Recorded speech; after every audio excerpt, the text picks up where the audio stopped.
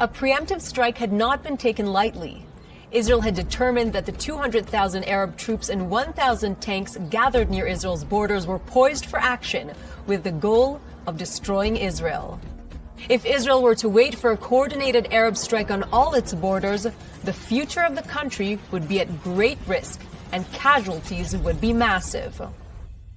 Immediately after the attack on the Egyptian bases, the Israelis sent a message to King Hussein of Jordan saying that Israel would not attack Jordan if Jordan stayed out of the war, even though it meant that the Jewish holy sites of Jerusalem would remain under Jordanian control, inaccessible to Jews.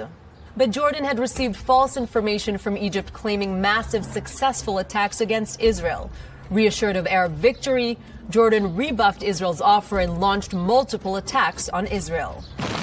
Thousands of mortar shells rained down on Jewish areas of West Jerusalem, hitting civilian locations indiscriminately, including Hadassah Hospital and Mount Zion Church. Because of Israel's narrow 9-mile waistline and Jordanian control of the strategic high ground of the West Bank, Jordan easily shelled civilian locations all the way to Tel Aviv and carried out airstrikes against the coastal communities of Netanya and Kfar Saba.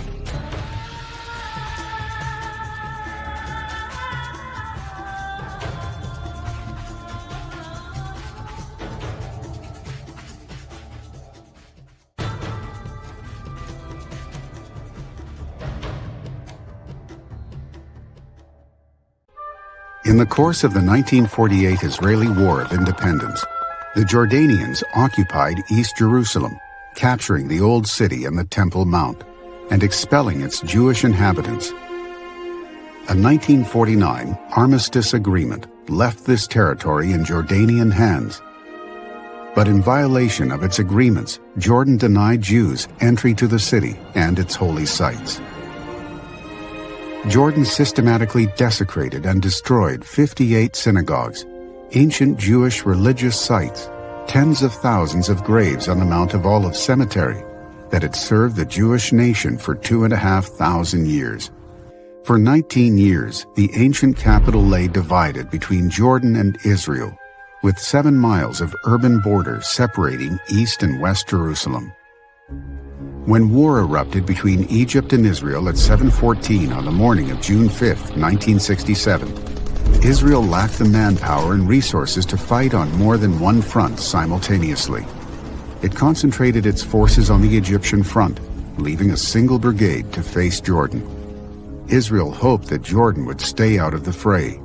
We appealed to King Hussein and to other neighbors to stay their hand, and Israel would do likewise. But Jordan had already mobilized 11 brigades on Israel's borders. It had invited Iraq's forces to join an attack on Israel, and it had signed a defense pact that placed its army under Egyptian command to better coordinate an Arab-Israeli war. At 9 a.m., at Egypt's urging, King Hussein ordered the indiscriminate shelling of Jewish Jerusalem and other targets. His planes bombed Israeli airfields.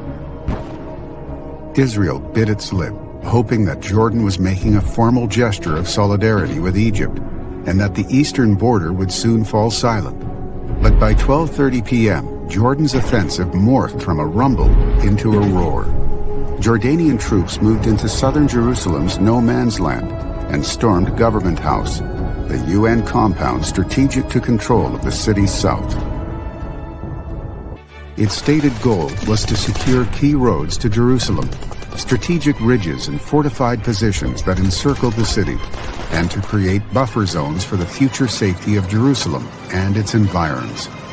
Israel also planned to liberate the route to the Mount Scopus demilitarized enclave that included the Hadassah Hospital and Hebrew University buildings. Mount Scopus was located in Jordanian-held territory, but in violation of the armistice. Jordan had severely restricted Israeli access for close to 20 years, rendering the area unusable. In the afternoon of June 5th, Israel launched a surprise assault on Government House. It captured the compound within 25 minutes of fierce fighting, then moved swiftly to take the nearby Naknit and Pa'almon strongholds, so that Israel could take control of the road from Jerusalem to Bethlehem. By 8 p.m., these missions were complete. Meanwhile, an Israeli armored brigade stormed the Tel El-Ful ridge that rises some 2,800 feet above sea level. The ridge was key to controlling the Jerusalem-Ramallah route. Fierce battles raged through the night, but by 9:15 a.m. on June 6th, Tel El-Ful fell to Israel. Early in the morning of June 6th, Israel fought one of its bloodiest battles at Ammunition Hill, a fortification that controlled the road to Mount Scopus. At 3:30 a.m., the battle began. Paratroopers advanced, exposed, without air or artillery cover due to the proximity to residential buildings. Barbed wire, minefields, stone-lined trenches, and cement bunkers formed an impermeable nightmare.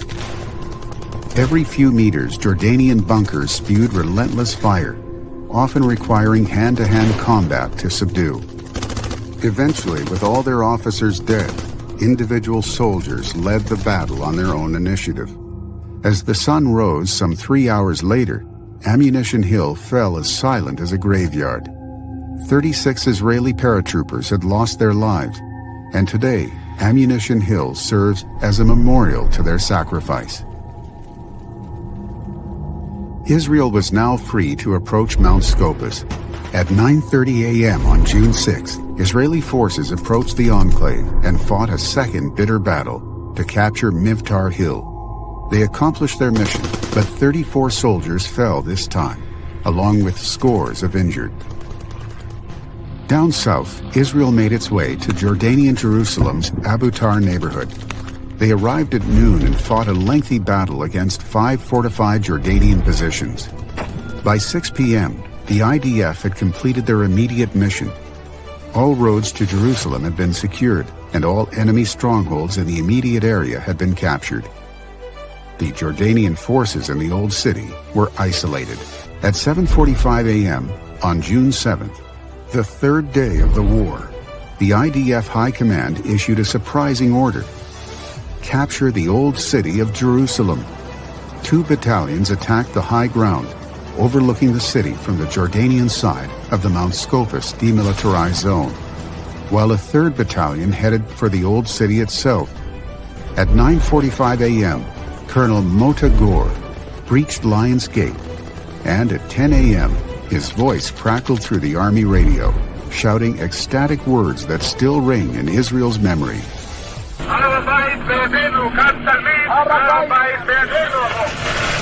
The Temple Mount is in our hands.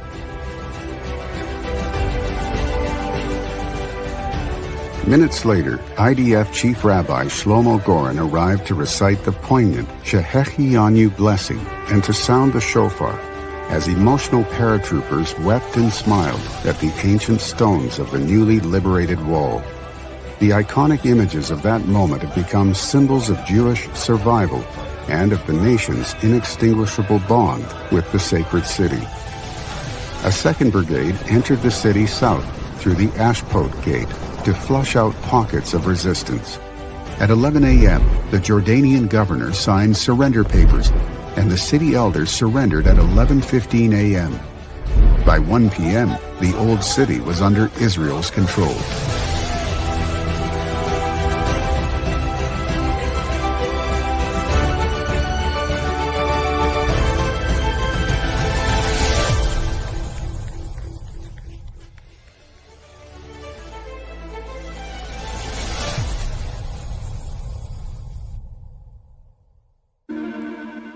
A model city, if ever there was one.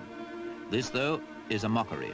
This is Jerusalem the Golden, the Jerusalem that King Solomon conceived in all its splendor, reconstructed in the cracked and broken Jerusalem of today.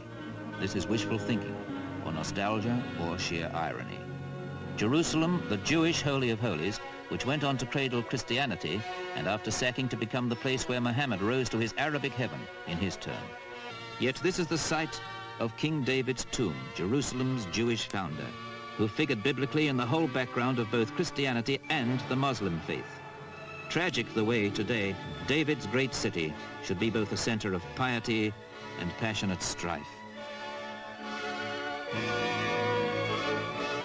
In In that museum they housed the Dead Sea Scrolls, ancient heritage of both Jew and Christian, discovered in Bedouin country, preserved but always threatened by the blindness of frontline guns.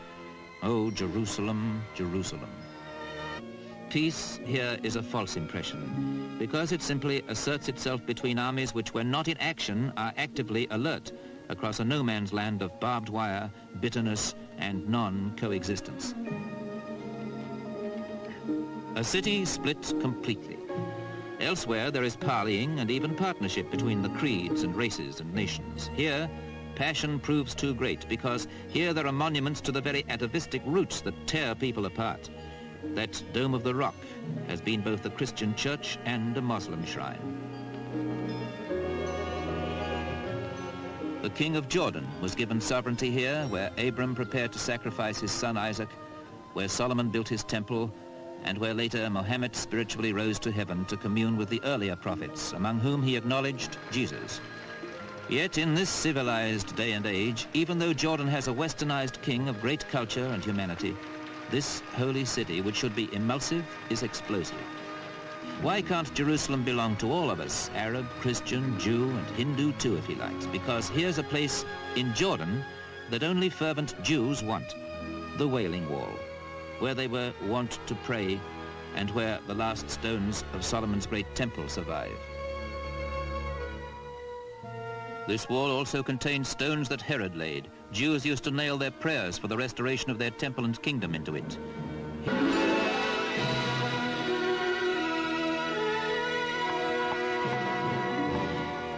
In Jordan too, and this should in all conscience belong to Orthodox Jewry, the Garden of Gethsemane, where Christ was betrayed by Judas Iscariot. The olives here, tree experts agree, come from the same root systems that were there when Jesus was alive. The garden is still a garden of grief and uncertainty. An additional irony too, inasmuch as the olive branch is the accepted emblem of peace.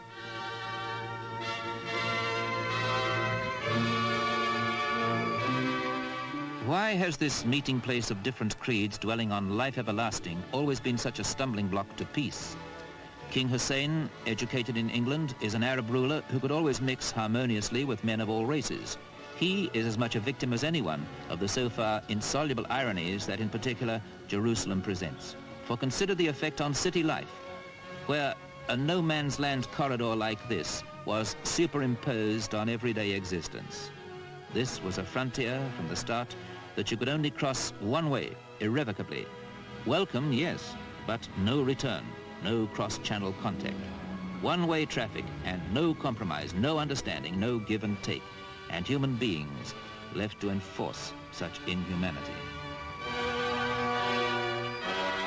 Emotion never knew a frontier like this. Intellect balks at the idea. Religion should have made it nonsensical. Jerusalem, hadst thou but known. This split city today tells us the story of 1,000 turbulent yesterdays. But what does it tell us of tomorrow, except dread? Is there some hope